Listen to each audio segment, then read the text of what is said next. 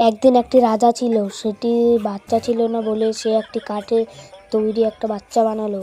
সেটি নিয়ে সে তার বাড়িতে আসে, তার স্ত্রীকে দেখায়, খুবই খুশি হয়ে যায় তার স্ত্রী। তা সেদিন রাতেই বাচ্চাটা উঠে বলে মা মা বলে চেল্লায়, আর পূজারীটা তার নাম রাখে রাজু। সেদিন ধরে তাকে খুবই আদর করতে লাগে। ধীরে ধীরে সে বড় হয়ে যায়, ও একটা মানুষের মতো দেখতে থাকে। সে বাবার থেকে 8 টাকা চাই। বাবা বলে তুই নে, কত নিবি, এখানে অনেক টাকা আছে। কিন্তু বাচ্চারা 8 টাকায় নেই। তার বন্ধুদের সাথে হাত মিলিয়ে সে লোহার লোকটার কাছে গিয়ে একটি তলোয়ার চায়, আর লোকটা অবাক হয়ে দেখতে থাকে। সে বলে তোমার সবথেকে প্রথম তলোয়ারটা দিতে। লোকটা খুঁজতে খুঁজতে পেয়ে যায় একটি তলোয়ারটি।